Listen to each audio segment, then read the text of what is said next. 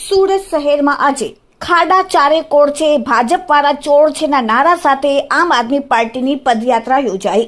દર વર્ષે ચોમાસામાં સુરતના રસ્તાઓની સ્થિતિ દયનીય બની જાય છે। વાર્ષિક 10,000 કરોડ રૂપિયામાંથી કેટલાય કરોડો રૂપિયા રસ્તો બનાવવા કે તેની જાળવણી અને મરામત પાછળ વપરાતા હશે, પરંતુ દર ચોમાસે સુરતીઓને રસ્તો ઓછો અને ખાડા જ વધારે દેખાય છે। ઘણીવાર તો એ સમજમાં નથી આવતું કે રસ્તામાં ખાડા છે કે ખાડામાં રસ્તો।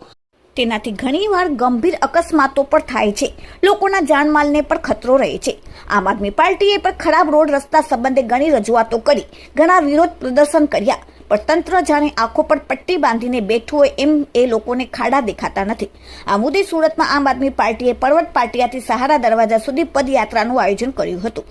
પદયાત્રાનો મુખ્ય ઉદ્દેશ્ય ભાજપ શાસકો અને મનપા તંત્રને ઊંઘમાંથી જગાડવાનો હતો। આ પદયાત્રામાં આમ આદમી પાર્ટીના તમામ કોર્પોરેટરો, પદ અધિકારીઓ, શહેર અને વોર્ડના સંગઠનના તમામ સાથીઓએ ભાગ લીધો હતો।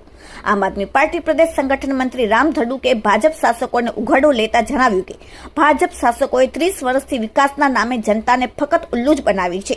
જનતાના ટેક્સ રૂપી પૈસાનો ધુમાડો કરી પોતાનો જ વિકાસ કર્યો છે।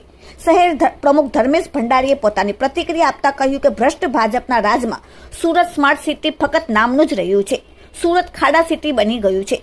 ભાજપ શાસકોએ કરોડો રૂપિયાનો ભ્રષ્ટાચાર કરીને સુરતને નરકાગારમાં ધકેલી દીધું છે। વિપક્ષ નેતા પાયલ સાકરિયાએ કહ્યું કે સુરત શહેરમાં ફક્ત ખાડા સામ્રાજ્ય છે। સુરતનો એક પણ રોડ એવો નહીં હોય જ્યાં ખાડા જોવા ન મળે। 10,000 કરોડનું બજેટ ફક્ત પોતાની વાહવાહી માટે અને ખોટા બિનજરૂરી તાઇફાઓ કરવા જ વાપરે છે।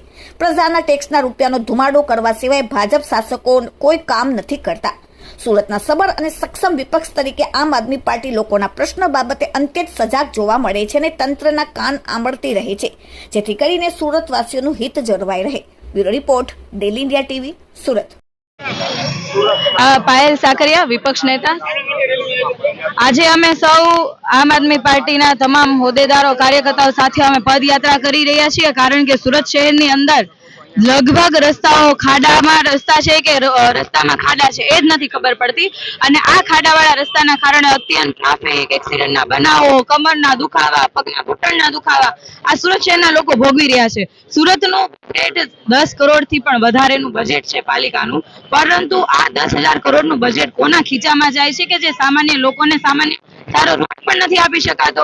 અને આ ભાજપી શાસકોએ ભ્રષ્ટાચારની માજા મૂકી છે, માત્ર ને માત્ર ભ્રષ્ટાચારમાં વ્યસ્ત છે, પોતાના ખીચા ભરવામાં વ્યસ્ત છે, જેના કારણે સામાન્ય લોકોને સારામાં સારી જે રોડ રસ્તાની સુવિધા આપવી જોઈએ એમાં પણ આ ભાજપી શાસકો નિષ્ફળ નીવડ્યા છે, જેથી આજે અમે સૌ પદયાત્રા કાઢીને એમને નિંદ્રામાંથી ઉઠાડવાનો પ્રયાસ કરીએ છીએ।